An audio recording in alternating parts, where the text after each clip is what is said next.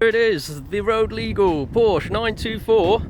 After 3 years of fun and games, we have now a car that is road legal, and as you can see, I have been blasting it around everywhere today, so it's great to get this thing back out on the road after almost 3 years now.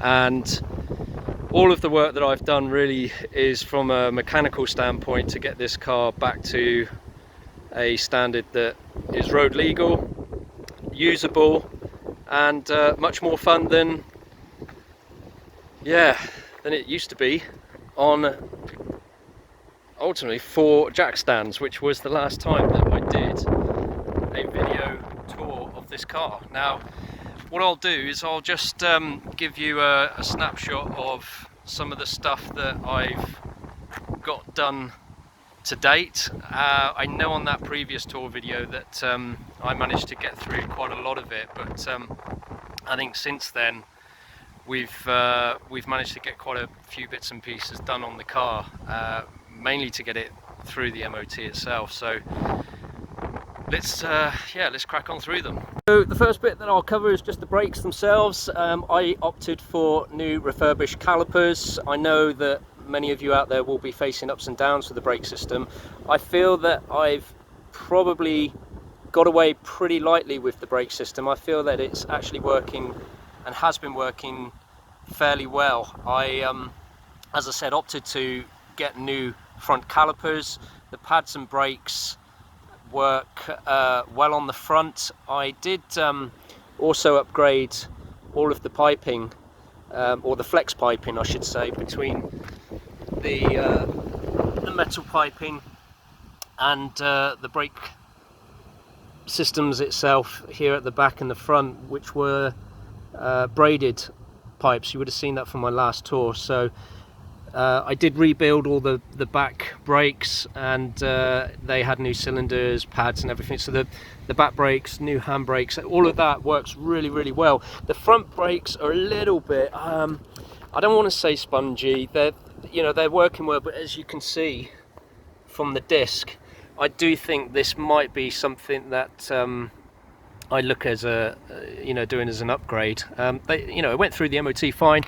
Brakes all worked as they should. So like I say, some of you will be feeling that they're spongy, they're not great, but mine seem to be doing okay. But that disc, yeah, you can see it obviously been sat for a long time. I just need to get some miles on the car and just see if they're any different. If not, I will replace the pads and front discs. Okay, so that was the brake system, which is obviously a big piece. The other bit,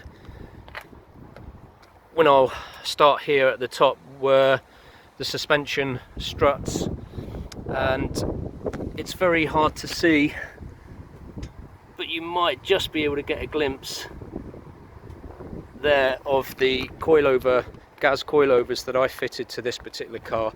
The old ones were not in the best of shape in terms of control for the car, so I just opted to spend a bit of money and get a decent set of coilovers, which also came with the rear gas shocks at the back, which are fully adjustable as well. So I've been able to adjust the ride height on the front, which is great, but equally the bounce back rate of the car. So I've been able to firm it up a little bit more, which helps a lot with the wallowing effect that I had when I raced this car back at Goodwood a number of years ago. So that is the suspension. Next thing is the exhaust system. The previous one I had fitted, which was Dansk, I think it wasn't stainless steel all the way through, but it had popped a leak, and I just had a look around, and there was someone selling a original Jan speed exhaust, which if you're familiar with these back in the 80s, they were pretty sought after. And it's a system that is both the back box and the middle section, so it gives a nice sound to the car, and also completed the issue with the blown exhaust, which can also be an MOT failure, I believe.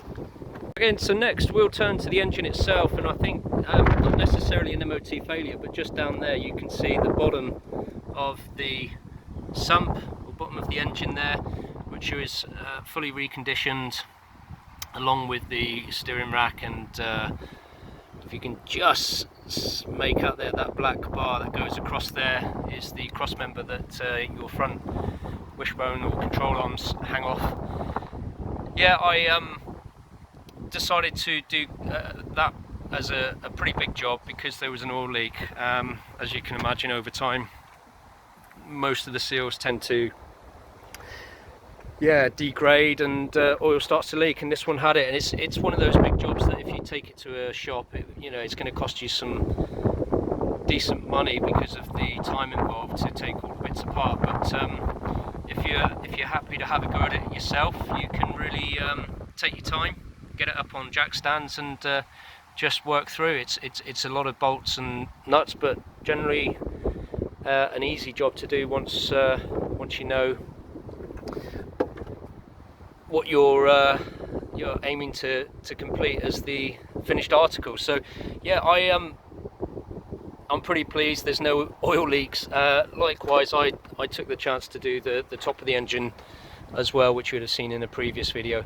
The good thing about this, super easy to do, and again, only I would say sort of a half-hour job, but I took the time to spruce up the top of the engine and just give it a bit of a spray and so on. That being said, I most likely will look at potentially a new cam and and followers to install next year. I did notice very, very light rounding of some of the cam lobes, not too much, but something you would expect, I guess, on a 90,000 mile car. But yeah, that is a pretty decent upgrade from Newman cams. It's about 200 odd quid with the followers. I think they're about 100 and something odd quid. So again, for 300 quid to get a decent setup in terms of your cam, which will ultimately give your engine slightly better performance and efficiency, it's I think a good investment. And these engines tend to be pretty bulletproof, and as a non-interference engine, you don't have the worries of anything hitting each other when your timing belt does give up the ghost. I do actually have a spare timing belt. I haven't opted to put it on yet, but that's something that I might do. One of the things that I am going to do is I am going to probably give the car to a local Porsche specialist and just ask them to do the oil change beginning of next year to get the stamp in the book, and while they're there, do that dreaded crank bolt which sits in there to remove the front oil seal that I couldn't get done. You might have seen in previous videos that I was unable to undo that bolt. It's a killer. So yeah, that's one job that I'm going to give to a Porsche specialist, but also get the stamp in the book, which helps with the history. So that's the engine. Okay, so just coming into the interior, the little electric boot opener, which still can't believe was on this car all of those years ago. Sometimes a little bit temperamental. You just got to hold the button down, and there we go, one open boot. And I have the superb vinyl covering. These things over time can sag, but this one doesn't seem to be too bad. It just clips on nicely to the boot locks there and then folds away. But yeah, I'm amazed those things actually last 30 odd years. Seems to be still working, but Yeah, you may have seen in a previous video that I had issues with the fog lights at the back. I'm pleased to say that all of those work as they should now. These gas struts, they don't seem to be really holding the boot up as well as they should be, and that's a fix that I will most likely do over the winter time. It just doesn't seem to hold as well as it should. I did the gas struts on the bonnet as well, so about 10-15 quid, whatever, but it's a decent thing. I think one of the interesting things when you look into the interiors of these, because obviously over time the materials they used, and you can see it here, it's sort of like almost like a cardboard wrapped in vinyl. You obviously get a little bit of the sagging, and you know, it's a part of the character of the car, I guess. And you know, I'm not too worried about this, and I'm sure many other 924 owners don't worry, but you know, if you're willing to spend the money, you could probably go and get all of that sort of stuff done in a more modern setup or modern wrap in terms of the interior coverings. Little light there, which I always find these are quite interesting on the old cars, where you can switch them on and off yourself, which yeah, is pretty useful. Just put a little LED light in there, so the only modern touch. Before we jump inside of the car, I have the sunroof open. I really like these. I mean, they're pretty sizable. They stretch the full width of the car almost, just a very slight gap on either side, but yeah, it means you get some good airflow. Actually sets off the car quite nicely as well.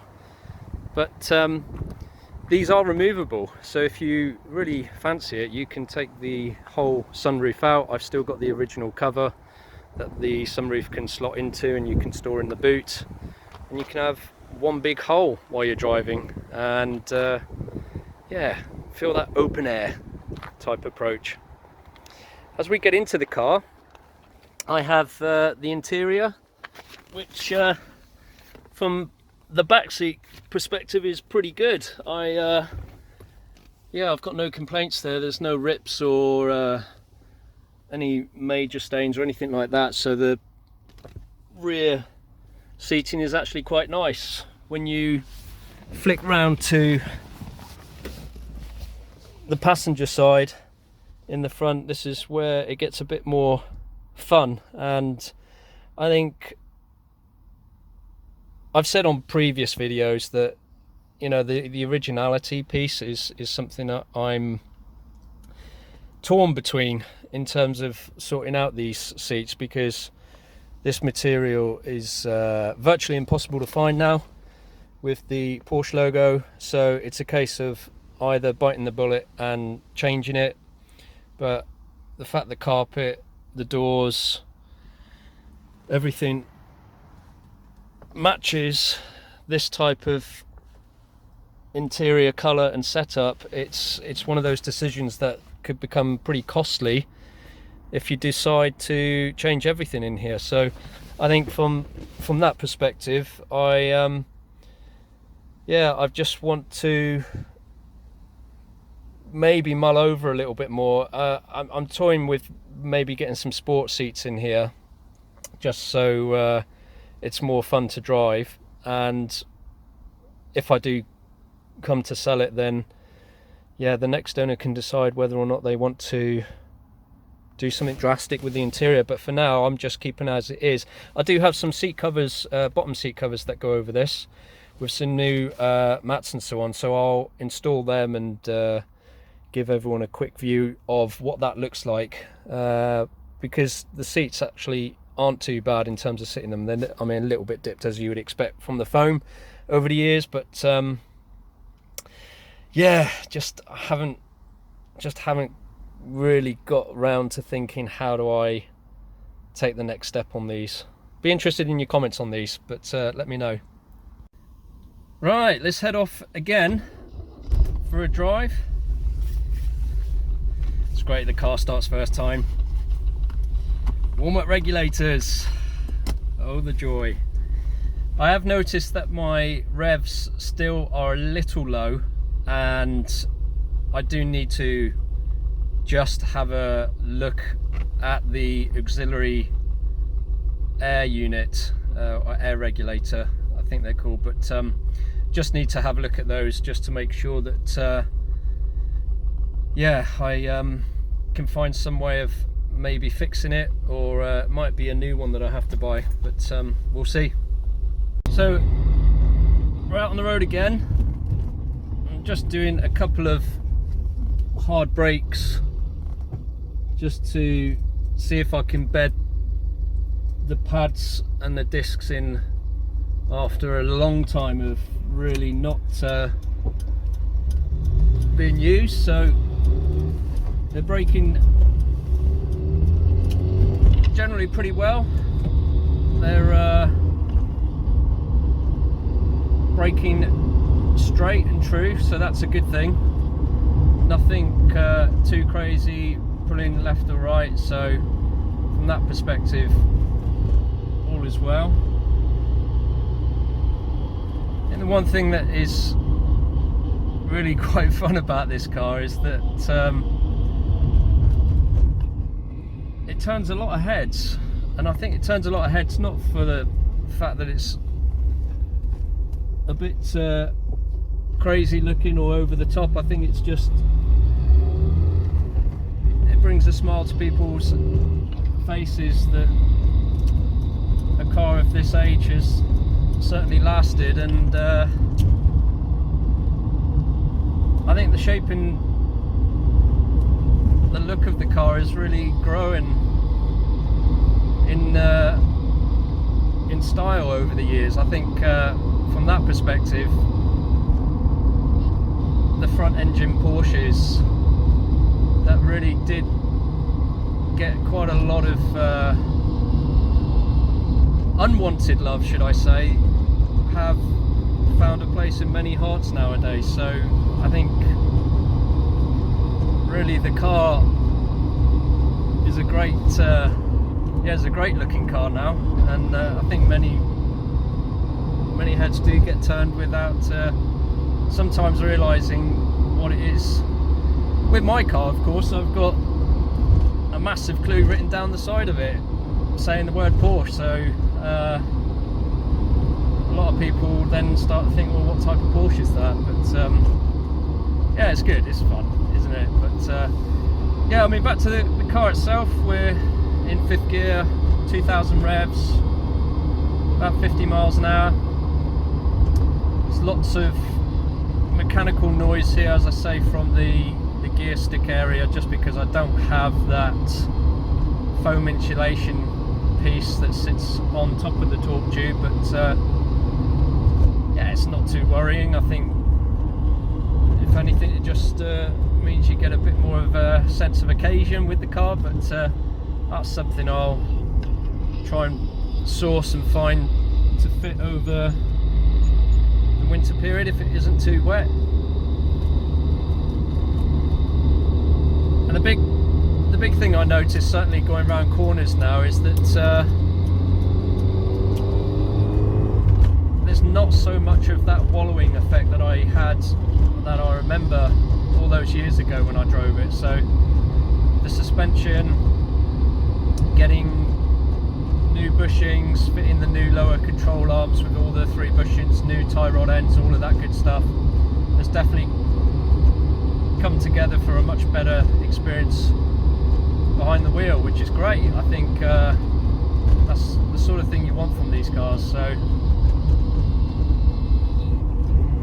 I'm just going to stop and actually put some air in these tyres, because that was one thing I forgot to do when I got some fuel, and then I'm going to just take it down the motorway quickly and see how she gets on. So you can join me then. Okay, so we got the tyres done, and they were low. I think 20 psi each, so yeah, that would explain why the steering was a little more heavy than usual, but that's all done now. So just close the sunroof so you can hear me a bit better as we get back out on the road.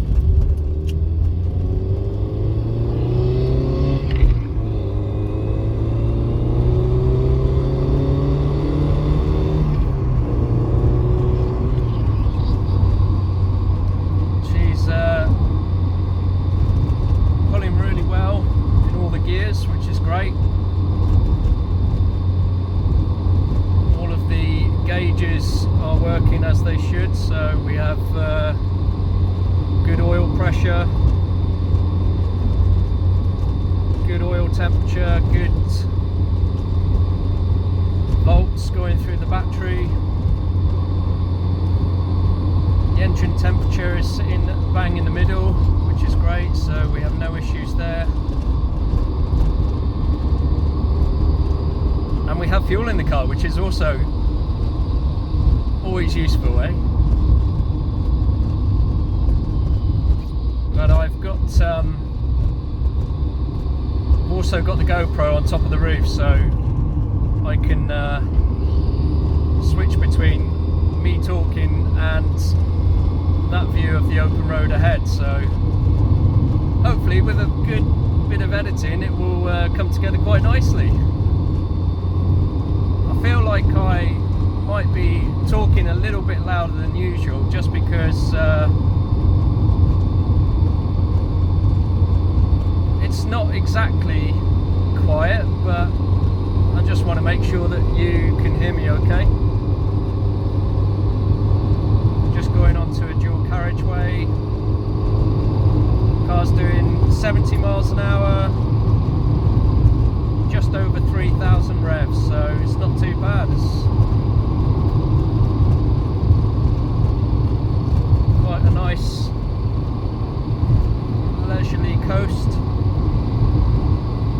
The car seems pretty stable. Obviously I haven't had the front tracking done, that gets done tomorrow, so the tracking in the camber, so that will provide a much better feel through the front end of the car. But as it stands now, it's yeah, pretty good. It's not half as bad as I remember it being, so obviously the work has done something to improve the driving experience of this car, which is great. So I'm just doing a hard on the brakes.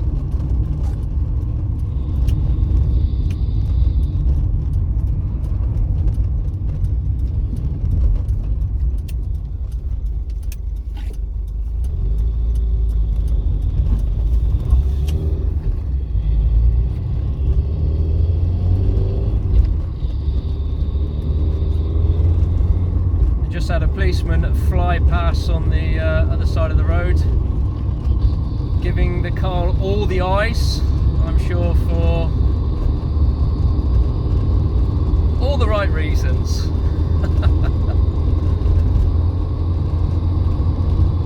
I'm going to just head back now before the heavy rain hits in, and yeah, all is well. So, the first outing in Road Legal 924 has gone as expected, which is great. Lots of smiles.